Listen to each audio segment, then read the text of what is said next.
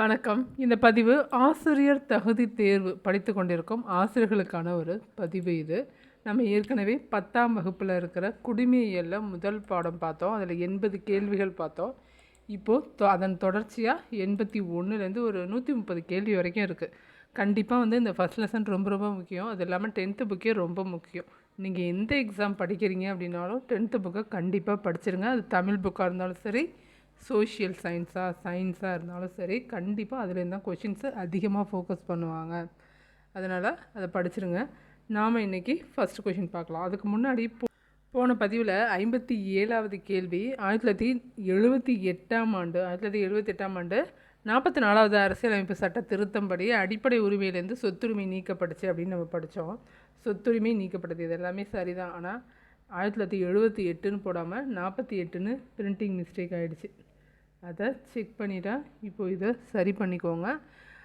1978 தான் சொத்துரிமையை நீக்கி பிரிவு 31லேருந்து நீக்கினாங்க. எடுத்துகிட்டு போய் எங்கே வச்சுருக்காங்கன்னா 300ல் வச்சுட்டாங்க. 31லேருந்து எடுத்துகிட்டு போய் 300ல் வச்சுட்டாங்க.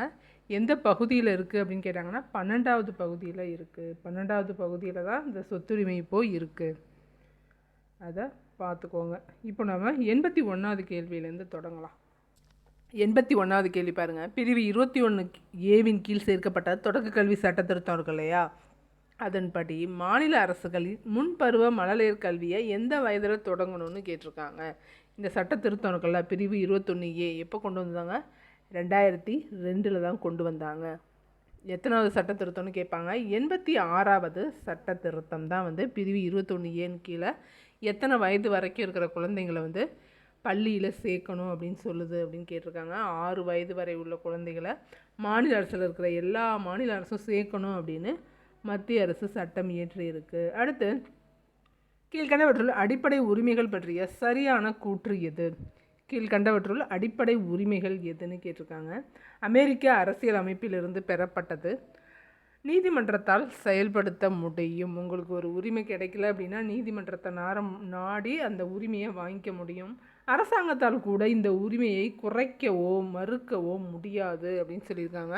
எல்லாமே அடிப்படை உரிமைகளை பொறுத்த வரைக்கும் எல்லாமே சரி, அனைத்தும் சரியானது. அமெரிக்க ஐக்கிய அமைப்பிலிருந்து பெறப்பட்டது தான் அடிப்படை உரிமைகள்ங்கிறது ரொம்ப முக்கியம்.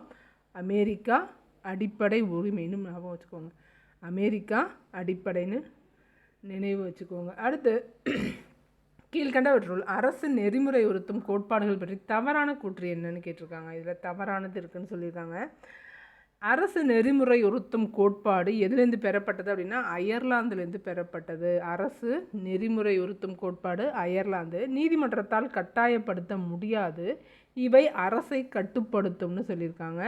அனைத்தும் சரியும் கொடுத்துருக்காங்க. இந்த 4த்தில் தவறு எதுனாக்கா, அரசு நெறிமுறை உறுத்தும் கோட்பாடுங்கிறது ஒரு சஜஷன் தான், கவர்மெண்ட்டுக்கு சஜஷன் தான் கொடுக்கும். இது அரசை கட்டுப்படுத்தும்னு போட்டிருக்கிறது தவறானது, இது பொருந்தாது. அடுத்து 84வது கேள்வி. இந்திய அரசியலமைப்பின் அடிப்படை கடமைகள் என்பதை எந்த நாட்டு அரசியலமைப்பின் தாக்கத்தால் சேர்க்கப்பட்டது? அடிப்படை கடமைகள் எதுலேருந்து எடுத்தாங்கன்னு கேட்டிருக்காங்க.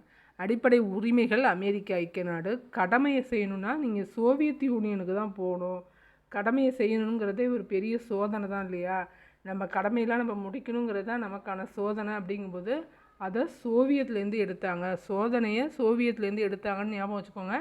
நமக்கான கடமைகள் சோதனைன்னு ஞாபகம் வச்சுட்டாலே அதை சொல்லிடலாம். அடுத்து 1976ஆம் ஆண்டு சர்தார் ஸ்வரன் சிங் கமிட்டி அமைத்து அடிப்படை கடமைகள் குறித்து ஆராய பரிந்துரை செய்த கட்சி எதுன்னு கேட்டிருக்காங்க. காங்கிரஸ் கட்சி தான் இதை பண்ணுச்சு. காங்கிரஸ் கட்சி தான் இதை பண்ணியது. அடுத்து 1976ஆம் ஆண்டு அரசியலமைப்பு சட்ட திருத்தம் செய்ய பரிந்துரைத்த கமிட்டி எது? 76ல் சட்ட திருத்தம் செய்யுங்க அப்படின்னு சொன்ன கமிட்டி எதுன்னு கேட்டிருக்காங்க. சர்தார் ஸ்வரன் சிங் கமிட்டி தான் இந்த மாதிரி ஒரு சட்ட திருத்தத்தை செய்யுங்க அப்படின்னு பரிந்துரை கொடுத்தது. 1976ஆம் ஆண்டு மேற்கொள்ளப்பட்ட டேஷாவது அரசியலமைப்பு சட்ட திருத்தம் நமது அரசியலமைப்பில் குடிமக்களின் பொறுப்புகள் சிலவற்றை சேர்த்தது. எந்த பிரிவு, எத்தனாவது அரசியல் சட்டப்பிரிவுன்னு கேட்டிருக்காங்க. 42வது சட்டப்பிரிவு தான் சட்ட திருத்தம் செஞ்சு சில பொறுப்புகளை, அதாவது கடமைகளை மக்களுக்கு கொடுத்தது. அடுத்து 88வது கேள்வி 1976ஆம் ஆண்டு டேஷ் அரசியலமைப்பு சட்ட திருத்தத்தின்படி சேர்க்கப்பட்ட பொறுப்புகளே என்னன்னு சொல்லப்படுது? குடிமக்களின் கடமைகள்னு சொல்லுது. அது எத்தனாவது சட்ட திருத்தம்? 42வது சட்ட திருத்தம். மினி அரசியலமைப்புன்னு சொல்லப்படுறதோ இந்த சட்ட திருத்தம் தான். அடுத்து 9வது கேள்வி, இந்திய அரசியலமைப்பின் 42வது சட்ட திருத்தம் அரசியலமைப்பின் பகுதி டேஷ் என்ற ஒரு புதிய பகுதியை சேர்த்துதுன்னு கேட்டிருக்காங்க. பகுதி 4A தான் வந்து அப்படின்னு 4Aங்கிற ஒரு புதிய பகுதியை சேர்த்துது இந்த 42வது சட்ட திருத்தம். ஒரு பகுதியையே சேர்த்தாங்க. இந்திய அரசியலமைப்பின் பகுதி 4A என்ற ஒரு அரசியலமைப்பு பிரிவை மட்டும் கொண்டது எது அப்படின்னா 51A. இது எப்படி நீங்கள் ஞாபகம் வச்சுக்கலாம்னா, பகுதி வந்து 4Aன்னு போடுறோமா, இதை அப்படியே மாற்றி போட்டால் 51ன்னு வந்துடும். 51ன்னு வந்துடுதா, 51Aன்னு வந்துடுது. இதை அப்படியே மாற்றி போட்டால் கிடச்சிரும். அரசியலமைப்பு பகுதி 4Aல என்ன இருக்குது? 51A இருக்குது. அப்படியே பெரட்டி போட்டு ஞாபகம் வச்சுக்க வேண்டியது தான். அடுத்து 91வது கேள்வி, முதன்முறையாக குடிமக்களின் 11 அடிப்படை கடமைகளை விளக்கும் குறிப்பிட்ட சட்ட தொகுப்பாக உள்ளது எது? பகுதி 51A. பகுதி 51A தான் இருக்குது. அடுத்து 92வது கேள்வி, அடிப்படை கடமைகளின் பட்டியலை வலியுறுத்தும் சட்டப்பிரிவு எது? அடிப்படை கடமைகளின் பட்டியலை வலியுறுத்தும் சட்டப்பகுதி வந்து பகுதி 51A தான் வலியுறுத்துது. அடுத்து இந்திய அரசியலமைப்பின் 7வது அட்டவணை எதனை பற்றி கூறுது? இந்திய அரசியலமைப்பின் 7வது அட்டவணை எதை பற்றி சொல்லுது? அதிகார பகிர்வை பற்றி குறிப்பிடுவது தான் வந்து 7வது அட்டவணை. 7வது அட்டவணைனா அதிகார பகிர்வு. இந்திய அரசியலமைப்பின் 7வது அட்டவணையில் உள்ள பட்டியல்கள் எவை? எத்தனை பட்டியல் இருக்கு? நடுவண் பட்டியல், மாநில பட்டியல், பொது பட்டியல் அப்படின்னு 3 பட்டியல் இருக்குது. அது எத்தனாவது அட்டவணையில் இருக்குது? 7வது அட்டவணையில் இருக்குது. அடுத்து ஒவ்வொரு இந்திய குடிமகனின் கடமைகளாக எதனை சட்டப்பிரிவு 51 வலியுறுத்துகிறதுன்னு கேட்டிருக்காங்க. கடமை என்னன்னு பாருங்கள். இந்தியாவின் இறையாண்மை, ஒற்றுமை, ஒருமைப்பாடை பேணுதல், தேச பாதுகாப்பிற்கும் தேசம் பணியாற்ற தயாராக இருத்தல். தேச பாதுகாப்பிற்காக தேச பணியாற்ற தயாராக இருத்தல், இயற்கை சூழலை பாதுகாத்தல். இதெல்லாம் வந்து எதில் வரும்? கடமைகளில் வரும். அப்போ ஆன்சர் என்னவாக இருக்கும்? அனைத்தும் சரி. அடுத்து இந்திய அரசியலமைப்பின் 7வது அட்டவணையின்படி நடுவண் பட்டியல், மாநில பட்டியல், பொது பட்டியல் ஆகியவற்றின் முறையே எத்தனை அதிகாரங்கள் வழங்கப்பட்டுள்ளன? ஒவ்வொரு பிரிவுலையும் எத்தனை அதிகாரங்கள் இருக்குது அப்படின்னு கொடுத்துருக்காங்க. 97, 66, 47. ஃபஸ்ட்டு ஸ்டார்ட் பண்ணும்போது இதான் இருந்துச்சு. இந்திய அரசியலமைப்பில் 7வது அட்டவணையில் நடுவண் அரசுக்கு 97, மாநில அரசு 66 பிரிவுலையும், பொதுப்பட்டியலில் 47ஐயும் வச்சுருந்தாங்க. டிபார்ட்மெண்ட் மாதிரி வச்சுருப்பாங்க.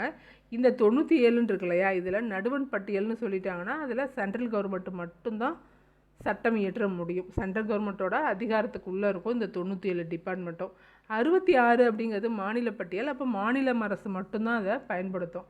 அதே 47 டிபார்ட்மெண்ட் சொல்லியிருக்காங்க இல்லையா, 47, அந்த 47ல் 2மே வந்து சட்டம் இயற்ற முடியும். 2க்குமே அதிகாரம் உண்டு. அடுத்து தற்போது அதிகார பகிர்வின்படி நடுவண் அரசு பட்டியல், மாநில அரசு பட்டியல் மற்றும் பொது பட்டியல் முறையே எத்தனை துறைகள் உள்ளன? இப்போது எத்தனை துறைகள் இருக்குது அப்படின்னா, சென்ட்ரல் கவர்மெண்ட்டு 100 டிபார்ட்மெண்ட்டை எடுத்துக்கிச்சு, மாநில அரசுக்கு 61 தான் கொடுத்துருக்கு. 2த்துக்கும் பொதுவாக எத்தனை வச்சுருக்கு? 52 அதிகாரங்களை கொடுத்துருக்கு, 52 துறைகளை கொடுத்துருக்கு. 2க்கும் பொது 52, சென்ட்ரல் கவர்மெண்ட்டு 100, ஸ்டேட் கவர்மெண்ட்டு 61ங்கிறத தெரிஞ்சுக்கோங்க. அடுத்து 98வது கேள்வி பாருங்கள்.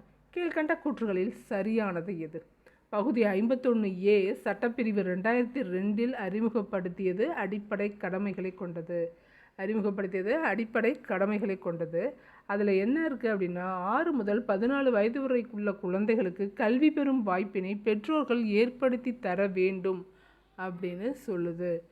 கூற்று 2ம் சரியானது. கூற்று 2 கூற்றுகளும் சரியானது.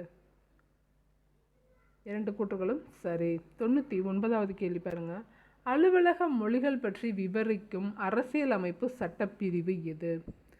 அலுவலக மொழிகள் பற்றி சொல்கிற சட்டப்பகுதி பகுதி 17, 343 to 351 தான் வந்து அலுவலக மொழிகள் பற்றி சொல்லுது.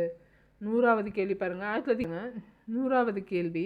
1976ஆம் ஆண்டு மேற்கொள்ளப்பட்ட 42வது சட்ட திருத்தம் இருக்கு இல்லையா, அதன்படி மாநில பட்டியலிருந்து பொதுப்பட்டியலுக்கு மாற்றப்பட்ட துறைகள் என்னன்னு கேட்குறாங்க. 5 துறைகள் மாற்றிருக்காங்க. அது என்னென்ன துறைகள் அப்படின்னா, கல்வி, காடுகள், எடைகள் மற்றும் அளவுகள், பறவைகள் மற்றும் வனவிலங்கு பாதுகாப்பு, உச்சநீதிமன்றம் மற்றும் உயர்நீதிமன்றத்தை தவிர பிற நீதிமன்றங்களின் நீதி நிர்வாகம். இது எல்லாத்தையும் எங்கே கொண்டு போயிட்டாங்க? மாநில பட்டியலிருந்து பொதுப்பட்டியலுக்கு மாற்றிட்டாங்க. அப்போ பொதுப்பட்டியலுக்கு மாற்றிட்டாங்கனால என்ன அப்படின்னா, சென்ட்ரல் கவர்மெண்ட் கண்ட்ரோலில் கொண்டு போயிட்டாங்கன்னு தான் அர்த்தம். ஏன்னா பொதுப்பட்டியலில் இருக்கிறதுக்கு சென்ட்ரல் கவர்மெண்ட், ஸ்டேட் கவர்மெண்ட் ரெண்டுமே சட்டத்தை கொண்டு வர முடியும். ஆனால் அதில் யார் மெஜாரிட்டியான இதை பண்ணுறாங்கன்னா சென்ட்ரல் கவர்மெண்ட் தான். சென்ட்ரல் கவர்மெண்ட் என்ன சொல்லுதோ அதான். பொதுப்பட்டியலும் சென்ட்ரல் கவர்மெண்ட் தான், சென்ட்ரல் கவர்மெண்ட்டுக்குன்னு இருக்கிறதும் அதான். மாநிலத்துக்குன்னு கொடுக்குறத மட்டும்தான் நாம் யூஸ் பண்ண முடியும். அடுத்து 101வது கேள்வி பாருங்கள். கீழ்கண்ட கூற்றுகளில் எது தவறானது? இதை தான் கொடுத்துருக்காங்க. இப்போ நான் சொன்னது தான் கொடுத்துருக்காங்க பாருங்கள். நடுவண் அரசுக்கு சொந்தமான பட்டியலில் சட்டம் இயற்றும் பிரத்யோக அதிகாரம் நாடாளுமன்றத்துக்கு உள்ளது. மாநில அரசுக்கு சொந்தமான பட்டியலில் சட்டம் இயற்றும் பிரத்யோக அதிகாரம், பிரத்யேக அதிகாரம் மாநில சட்டமன்றத்திற்கு உள்ளது. பொதுப்பட்டியலில் நாடாளுமன்றமும் மாநில சட்டமன்றமும் சட்டம் இயற்ற அதிகாரம் கொண்டுள்ளது. ரெண்டுக்கும் முரண்பாடு ஏற்படும் போது யாரோட சட்டம் தான் அங்கே செல்லுபடியாகும்? மாநில அரசு இயற்றும் சட்டமே இறுதியானது அப்படின்னு கொடுத்துருக்காங்க. இங்கே என்ன கேள்வின்னு பாருங்கள். கீழ்கண்ட கூற்றுகளில் தவறானது எதுன்னு கொடுத்துருக்காங்க. அப்போ தவறானதே இதுதான். மாநில அரசு ஏற்படுத்தும் அப்படிங்கிறது தான் தவறானது. இதில் இந்த ஸ்டேட்மெண்ட் தப்பு. மத்திய அரசு இயற்றும் சட்டமே இறுதியானதுன்னு வரணும். இதான் பொதுப்பட்டியல், மத்திய பட்டியல், மாநில பட்டியலுங்கிறதுக்கு தெரிஞ்சு கொள்ள வேண்டியது. ரெண்டுமே யார் கையில் இருக்கும்? சென்ட்ரல் கவர்மெண்ட்டில் தான் இருக்கும். எது? பொதுப்பட்டியலும் சரி, நடுவண் பட்டியலும் சரி, சென்ட்ரல் கவர்மெண்ட்டில் தான் இருக்கும். மாநில அரசுக்குன்னு ஒதுக்கிற துறையில் மட்டும்தான் நம்ம சட்டமன்றத்தில் சட்டம் இயற்ற முடியும். நம்ம சிஎம் விஜயால் சட்டம் இயற்ற முடிகிற மொத்த பட்டியல் எத்தனை சொல்லுங்கள் பார்க்கலாம்? 61 பட்டியல் தான். 61 துறைகளில் தான் அவரால் சட்டம் இயற்ற முடியும். இதில் எது மட்டும் தவறானது? 3 மட்டும் தவறானது. 102வது கேள்வி. இந்திய அரசியலமைப்பு சட்டத்தின் எந்த பகுதியும் எந்த சட்டப்பிரிவுகளும் நடுவண் மாநில அரசுகளின் நிதி சார்ந்த உறவுகளை பற்றி விளக்குதுன்னு கேட்டிருக்காங்க. 102வது கேள்வி. நிதி சார்ந்த உறவுகள் பற்றி விளக்குற சட்டப்பிரிவு எது? ஆன்சர் பகுதி 12, சட்டப்பிரிவு 268 to 293. பகுதி 12ல் இருக்கிற 268லேருந்து 293 வரைக்கும் என்னது தான் சொல்லுது? நிதி பகிர்வு பற்றி சொல்லுது. 103வது கேள்வி. நடுவண் மாநில அரசுகளின் உறவினை விசாரிக்க 83ல் ஒரு குழு அமைக்கப்பட்டுச்சு. அது பேர் என்ன? என்ன குழு? சர்க்காரியா குழு அமைக்கப்பட்டது. எந்த வருஷம்? 83. அதோட வேலை என்ன? மாநில அரசுக்கும் மத்திய அரசுக்குமான உறவை எப்படி பண்ணுறது அப்படிங்கிறத விசாரிச்சுது. 105வது கேள்வி. தொடக்கத்தில் எத்தனை மொழிகள் அரசியலமைப்பின் 8வது அட்டவணையில் அங்கீகரிக்கப்பட்டிருந்தன? தொடக்கத்தில் எத்தனை மொழிகள் அங்கீகரிச்சிருந்துருக்காங்கன்னு கேட்டிருக்காங்க. 105க்கு முதல்ல 14 மொழிகள் அங்கீகரிக்கப்பட்டதாக இருந்தது. 7வது அட்டவணை என்னது? அதிகார பகிர்வை பற்றி சொல்கிறது தான் 7வது அட்டவணை. 8வது அட்டவணையில் மொழிகள் பற்றி கூறியிருக்காங்க. 8வது அட்டவணையில் அதில் எத்தனை மொழிகள் ஃபஸ்ட்டு சொல்லியிருந்தாங்க? 14 மொழிகள். 106வது கேள்வி பாருங்கள். இந்திய அரசியலமைப்பின் 8வது அட்டவணையில் தற்போது எத்தனை மொழிகள் அங்கீகரிக்கப்பட்டுள்ளன? 22 மொழிகள். முன்னாடி 14 தான் இருந்துச்சு, இப்போது 22 மொழிகள் அங்கீகரிக்கப்பட்டுள்ளது. 107வது கேள்வி பாருங்கள். இந்திய அரசு செம்மொழிகள் அப்படிங்கிற வகைப்பாட்டை கொண்டு வந்துச்சு. அது எந்த வருடம்னு கேட்டிருக்காங்க. ஃபஸ்ட்டு செம்மொழியாக அறிவித்ததும் நம்மளோட மொழி தமிழை தான். ஃபஸ்ட்டு செம்மொழி எந்த வகைப்பாடுங்கிற செம்மொழிங்கிற வகைப்பாடு 2004 தான் கொண்டு வரப்பட்டது. நம்ம தமிழ் செம்மொழியாக அறிவிக்கப்பட்டதும் இதே 2004ஆம் ஆண்டு தான்.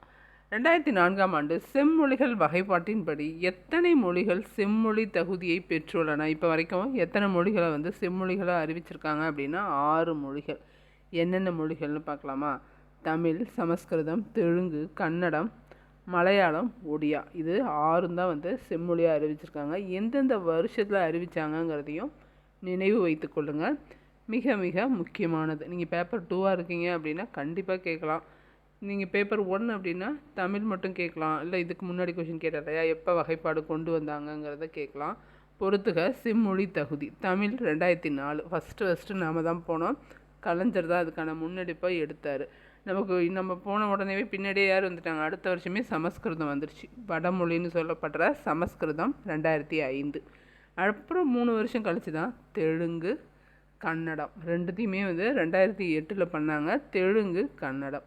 மலையாளம் 2013, ஒடியா 2014. இதில் எல்லாமே சரியாக பொருந்திருக்கு, படிச்சுக்கோங்க. அடுத்து கீழ்கண்டவற்றுள் தவறான இணைப்பை தேர்ந்தெடு. அவசர நிலை பிரகடனத்தை மாவட்ட அளவில் செய்வாங்கன்னு சொல்லி 357 கொடுத்துருக்காங்க. தேசிய அவசர நிலை 352, மாநில அவசர நிலை 356, நிதி சார்ந்த அவசர நிலை சட்டப்பிரிவு 360. இதில் தவறானது ஏ தான், மாவட்ட அவசர நிலைங்கிறது தவறானது. அடுத்து 111வது கேள்வி பாருங்கள். இந்தியாவின் பாதுகாப்பிற்கு அச்சுறுத்தல் ஏற்படும் போது குடியரசுத் தலைவர் எந்த அரசியலமைப்பு சட்டப்பிரிவினை அறிவிக்கலாம்? இந்தியாவின் பாதுகாப்புக்கு அச்சுறுத்தல் ஏற்படும் போது தேசிய அவசர நிலை 352 அறிவிப்பார். அடுத்து 112வது கேள்வி பாருங்கள். கீழ்கண்ட கூற்றுகளில் சரியானது எது? போர் அல்லது வெளிநாட்டினர் ஆக்கிரமிப்பின் காரணமாக அவசர நிலை அறிவிக்கப்படும் போது அதை வெளிப்புற அவசர நிலைன்னு சொல்கிறோம். அதே நாட்டுக்குள்ளே ஆயுதமேந்திய கிளர்ச்சி காரணமாக அவசர நிலை அறிவிக்கப்படும் போது அதை உள்நாட்டு அவசர நிலைன்னு சொல்கிறோம். ரெண்டுமே சரியானது. நம்ம நாட்டுக்குள்ளே ஒரு ப்ராப்ளம் இருக்குது, அதுக்காக அவசர நிலை கொண்டு வரோம் அப்படின்னா அது உள்நாட்டு அவசர நிலை. இதே வெளிநாட்டோட ஒரு பிரச்சனை, அதுக்காக நம்ம அவசர நிலை கொண்டு வரோம் அப்படின்னா அது வெளிப்புற அவசர நிலை. இரண்டும் சரி. 2 கூற்றுகளும் சரியானவை. அடுத்து தேசிய அவசர நிலை. இது வரைக்கும் தேசிய அவசர நிலை 3 தடவை சொல்லியிருக்காங்க. அது எந்தெந்த வருடங்கள்னு கேட்குறாங்க. தேசிய அவசர நிலை எந்தெந்த ஆண்டுகளில் அறிவிக்கப்பட்டன? 1962, 1971, 1975ன்னு 3 தடவை சொல்லியிருக்காங்க. 114வது கேள்வி பாருங்கள். ஒரு மாநிலத்தில் அவசர நிலையை அறிவிக்கும் போது குடியரசுத் தலைவர் எந்த அரசியலமைப்பு சட்ட பிரிவின் கீழ் அவசர நிலையை அறிவிக்கலாம்? ஒரு மாநிலத்துக்கு மட்டும் அவசர நிலை அப்படின்னா அது என்னது? சட்டப்பிரிவு 356. 352ங்கிறது தான் தேசிய அவசர நிலை. ஒரு மாநிலத்துக்கு மட்டும் அப்படின்னா 56. அதிகபட்சமாக மாநில அவசர நிலை எத்தனை ஆண்டுகள்? ஒரு ஒரு ஸ்டேட்டில் மட்டும் எமர்ஜென்சியை கொண்டு வந்துட்டாங்க. இப்போ எல்லோரும் எதுக்கு பயந்தாங்க? விஜய் ஆட்சிக்கு வரலை, விஜய் சிஎம்மாக கொண்டு வரலைன்னா என்ன வந்துடும்? எமர்ஜென்சி பீரியட் வந்துடும். திரும்பவும் எலெக்ஷன் வர்றதுக்கு குறைஞ்சது 6 மாதமாவது ஆகும் அப்படின்னு சொல்கிறாங்க. அப்போ அது வரைக்கும் நமக்கு யார் தான் முதல்வராக இருப்பா? அது அடுத்த கேள்வியில் பார்க்கலாம். அதனால் நாமளே நமக்குள்ளேயே சண்டை போட்டு முடிச்சுக்கலாம் அப்படின்னு தான் இந்த கட்சியெல்லாம் சேர்ந்து ஒருத்தரை கொண்டு வந்துடுச்சு. சரி அவரே இருக்கட்டும் அப்படிங்கிற மாதிரி கொண்டு வந்துட்டாங்க. அதுக்கு காரணம் என்னென்னா இந்த எமர்ஜென்சி பீரியட் வந்துடக்கூடாது. அந்த எமர்ஜென்சி பீரியடை ஆளுநர் கொண்டு வரணுன்னா எந்த ஆக்டை தான் எடுப்பார்? 352 தான் எடுப்பார். சரி, அந்த மாதிரி ஆளுநரோட ஆட்சி வந்துடுச்சுன்னு வச்சுக்கோங்க. அது எத்தனை வருஷத்துக்கு நீடிக்கும்னு கேட்குறாங்க. 3 வருஷம் வரைக்குமே அவங்க கையில் வச்சுருக்கலாம். 3 வருஷம் வரைக்கும் எலெக்ஷன் வைக்கிறேன் அவங்களா தோணுச்சுன்னா வைக்கலாம். இல்லைன்னு வச்சுக்கோங்க, நம்ம அவங்கக்கிட்ட தான் கேட்டுட்ருக்கணும். 6 மாதத்துலையும் வைக்கலாம், 2 வருஷத்துலையும் வைக்கலாம், இல்லை 3 வருஷம் வரைக்கும் தான் அவங்களால தாக்கு பிடிக்க முடியும். அப்போ 3 வருஷம் தமிழ்நாட்டை அவங்க கையில் எடுத்துகிட போகிறாங்க அப்படிங்கிற ஒரு பயத்தில் தான் நாம் இதுக்குள்ளே பேசி நமக்குள்ளே வந்துட்டோம் அப்படிங்கிறது தான் உண்மை. அடுத்து 116. அவசர நிலையின் போது மாநிலம் என்பது குடியரசுத் தலைவர் சார்பாக யாரால் ஆளப்படுகிறதுன்னு கேட்டிருக்காங்க பாருங்கள். 352 ஒரு ஸ்டேட்டில் கொண்டு வந்துட்டோம் அப்படின்னா நமக்கு யார் தான் முதல்வராக இருப்பா? ஆளுநர் தான் தலைவராக செயல்படுவார். முதலமைச்சருக்கு எந்த அதிகாரமும் இருக்காது, ஆளுநர் தான் செயல்படுவார். அடுத்த இந்தியாவில் முதன்முறையாக 1951 எந்த மாநிலத்தில் குடியரசுத் தலைவர் ஆட்சி நடைமுறைப்படுத்தப்பட்டது? 51 பஞ்சாபில் தான் ஃபஸ்ட்டு கொண்டு வந்தாங்க. ஃபஸ்ட்டு எந்த மாநிலத்தில் நடைமுறைப்படுத்தப்பட்டது? 1951 பஞ்சாப். 118. நிதிநிலை தன்மை, இந்தியாவின் கடன் தன்மை மற்றும் இந்தியாவின் பகுதிகள் ஆபத்தில் இருந்தால் அரசியலமைப்பு சட்டப்பிரிவு டேஷின் கீழ் குடியரசுத் தலைவர் நிதி சார்ந்த அவசர நிலையை பிறப்பிக்கலாம். நிதி சார்ந்தது அப்படிங்கிறது தான் அதிகமாக இருக்கும். 352, 356, 360 பணம் வந்து அதிகமாக இருக்கும்னு ஞாபகம் வச்சுக்கோங்க. மொத்தம் 3 இருக்குது எமர்ஜென்சியில். அதில் அதிகமாக இருக்கிறது இதான் நிதி சார்ந்த எமர்ஜென்சியை கொண்டு வரணும்னா 360 தான். இதை இது வரைக்கும் பயன்படுத்தவே இல்லை. பாருங்கள், இந்தியாவில் இதுவரை அறிவிக்கப்படாத அவசர நிலை வகை எது அப்படின்னா நிதி சார்ந்த அவசர நிலை தான். இதுதான் வந்து 360வது சட்டப்பிரிவு. அதை இது வரைக்கும் பயன்படுத்தலை.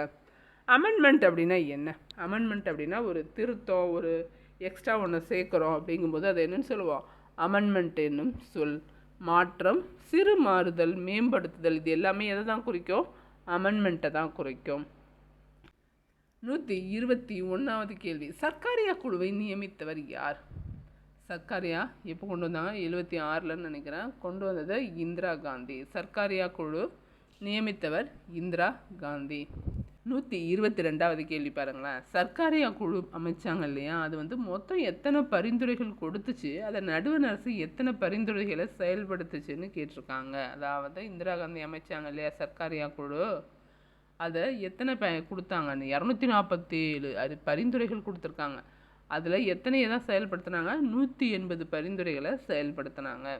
இந்திய அரசியலமைப்பில் சட்ட திருத்தம் செய்கிறோம் இல்லையா, சட்ட திருத்தம் செய்வதில் அவைகளில் வாக்களித்த உறுப்பினர்களில் எத்தனை பங்கு குறையாமல் மசோதாவிற்கு ஆதரவாக வாக்களித்தால் மட்டுமே குடியரசுத் தலைவரின் ஒப்புதலுக்கு அனுப்ப வேண்டும். நாடாளுமன்றத்தில் 100 பேர் இருக்காங்கன்னு வச்சுக்கோங்களேன் ஒரு இதுக்கு, அதில் எத்தனை பங்கு இருந்தால் தான் இது ஓகே பண்ணி குடியரசுத் தலைவர்கிட்டே போகும். அந்த மாதிரி இப்போ கூட 2 கொண்டு வந்தாங்க. ஒன்று வந்து பெண்களுக்கு இது உரிமை கொடுக்கறது, இன்னொன்று வந்து மாநில மறுவரையறை சட்டம்னு ஒன்று கொண்டு வந்தாங்க. அது இத்தனை குவான்டிட்டி இல்லை, இத்தனை பங்கு இல்லை அப்படின்னு ஃபெயில் ஆகிடுச்சு. அந்த சட்டம் வரலை. அது எத்தனை பங்குனா 3இல் 2 பங்கு. வந்திருக்கிற உறுப்பினர்களில் 3இல் 2 பங்கு பேராவது வேணும்னு வாக்களித்தா மட்டும்தான் அந்த சட்டம் நிறைவேறும். அப்படி இல்லை அப்படின்னா குடியரசுத் தலைவர்கிட்டே போகாது. குடியரசுத் தலைவர்கிட்ட போய் அவரோட ஒப்புதல் பெற்றால் தான் அது சட்டமாக மாறும். இங்கே 3இல் 2 பங்கு பேர் கொடுத்தா தான் அது குடியரசுத் தலைவர்கிட்ட போகும். அடுத்த 124வது கேள்வி, அரசியல் அமைப்பில் 368வது சட்டப்பிரிவு எத்தனை வகைகளில் அரசியல் அமைப்பு சட்ட திருத்தங்களை செய்ய வழிவகுக்குது? சட்ட திருத்தம் செய்யணும்னா எத்தனாவது சட்டப்பிரிவு? 368வது சட்டப்பிரிவு. அது எத்தனை வகைகளில் திருத்தலாம்னு சொல்லுது? 3 வகைகளில் திருத்தலாம்னு சொல்லுது. 125 பாருங்கள். அரசியலமைப்பு சட்ட திருத்தத்தின் வகைகள் என்னென்னு கேட்டிருக்காங்க. நாடாளுமன்றத்தில் சாதாரண பெரும்பான்மை மூலம் திருத்தப்படலாம். நாடாளுமன்றத்தின் சிறப்பு பெரும்பான்மை மூலம் திருத்தப்படலாம். நாடாளுமன்றத்தின் சிறப்பு பெரும்பான்மையுடன் மாநில சட்டமன்றங்களின் ஒப்புதல் பெறுதல்ங்கிற வகையில் திருத்தலாம் அப்படின்னு 3 கொடுத்துருக்காங்க. அனைத்துமே சரியானது. அடுத்து, அரசியலமைப்பில் எந்த சட்ட திருத்தம் சிறிய அரசியல் அமைப்புன்னு அழைக்கப்படுகிறது? குட்டி அரசியலமைப்பு அப்படின்னு அழைக்கப்படுறது எது? 42வது அரசியல் திருத்தம். இதில் ஒன்றே ஒன்று தான் இருக்குது. அது என்னது? 42வது அரசியல் திருத்தம். இது எதில் இருக்குது? 51(a)ல் இருக்குது. எத்தனாவது சட்டப்பிரிவு? 4A. 4A வந்து இதில் அமைந்திருக்கு. 4A பகுதியில் 51வது ஏங்கிற பிரிவை தான் 42வதாக திருத்தப்பட்ட சட்டப்பிரிவு. அடுத்து, அரசியலமைப்பு செயல்பாடு குறித்து ஆய்வு செய்ய எந்த ஆண்டில் இந்திய அரசு அரசியலமைப்பு சட்ட செயல்பாட்டிற்கான தேசிய சீராய்வு ஆணையத்தை அமைத்தது? தேசிய சீராய்வு ஆணையம் அமைக்கப்பட்டது 2000ஆம் ஆண்டு. 2000ஆம் ஆண்டில் வந்து தேசிய சீராய்வு ஆணையம் அமைக்கப்பட்டது. 128வது கேள்வி, அரசியலமைப்பு செயல்பாடு குறித்து ஆய்வு செய்ய 2000ஆம் ஆண்டில் அமைக்கப்பட்ட தேசிய சீராய்வு ஆணையத்தின் தலைவர் யார்? தேசிய சீராய்வு ஆணையத்தின் தலைவர் வந்து வெங்கடாச்சலம். வெங்கடாச்சலம் தான் பண்ணார். வெங்கடாச்சலம் தான் சீரமைத்தார் அப்படின்னு ஞாபகம் வச்சுக்கோங்க. அடுத்து, அரசின் பல்வேறு நிலைகள் மற்றும் அவற்றுக்கு இடையேயான தொடர்புகள் குறித்து ஆய்வு செய்ய 2007ஆம் ஆண்டில் யார் தலைமையில் ஆணையம் அமைக்கப்பட்டது? 2007 ஒரு ஆணையம் அமைச்சாங்க. அது யார்? பூச்சி அப்படின்னு ஞாபகம் வச்சுக்கோங்க. 2007 பூச்சி அப்படின்னு ஞாபகம் வச்சுக்கோங்க. 2007 பூஞ்சி அப்படின்னு சொல்லுங்கள். எம் பூஞ்சிங்கிற தலைமையில் தான் வந்து 2007 ஆணையம் அமைக்கப்பட்டது. அடுத்து, ECCE என்பதன் விரிவாக்கம் என்ன? ECCE என்பதன் விரிவாக்கம் early childhood care and education. முன்பழைய தொடக்கப்பள்ளி அப்படிங்கிறதுக்கு தான் இது கொடுத்துருப்பாங்க. Early childhood care and education தான் ECCE. 131 அரசியலமைப்பின் சட்ட திருத்தம் செய்வதில் பின்பற்றப்படும் முறைகள் மற்றும் திருத்தம் செய்வதில் நாடாளுமன்றத்தின் அதிகாரங்களை பற்றி தெரிவிக்கிற சட்டப்பிரிவு எது? சட்டம் திருத்தம் செய்கிறதுக்கு இந்த சட்டப்பகுதி தான் ரொம்ப முக்கியம். அது என்ன அப்படின்னா 368. இதன் மூலயமா தான் எத்தனை வகைகளில் சட்டம் திருத்தம் பண்ணுறாங்க? 3 வகைகளில். எங்கே இருக்குது? பகுதி 20ல் 368வது சட்டப்பிரிவு. அடுத்து 1969 நடுவண் மாநில அரசுகளின் உறவு குறித்து ஆராய தமிழக அரசு யார் தலைமையில் மூவர் குழுவை அமைத்தது? யார் தலைமையில்? ராஜமன்னார் தலைமையில். ராஜா மன்னார் தமிழக அரசு ஞாபகம் வச்சுக்கோங்க. மன்னார் ராஜான்னு போட்டு பக்கத்துலேயே மன்னார்னு போட்டாங்க இல்லையா? ராஜாங்கிறது பெரிய ஆள், மன்னாருங்கிறது சின்னவர். ஆனால் நமக்கு அந்த வருஷம் பார்த்திங்கன்னா 6-9ன்னு மாறி இருக்கும். அதே மாதிரி 6-9 மாறிடுச்சு. அப்போ ராஜா மன்னாராக மாறிட்டாருன்னு கூட நினைவு வைத்துக்கொள்ளுங்க. அதோட 132 கேள்விகளோட முதல் பாடம் முடியுது. இந்திய அரசியலமைப்பு முடிஞ்சிருச்சு. தொடர்ந்து படிங்க. உங்களுக்கு ஏதாவது படிக்கிறதுக்கு ஐடியா இருந்தாலும் சொல்லுங்கள். எஸ்ஜிடி படிக்கிறவங்க வினாக்கள் நிறைய கேட்டு ஆன்சர் பண்ண ட்ரை பண்ணுங்கள். தொடர்ந்து படிங்க. நன்றி, வணக்கம்.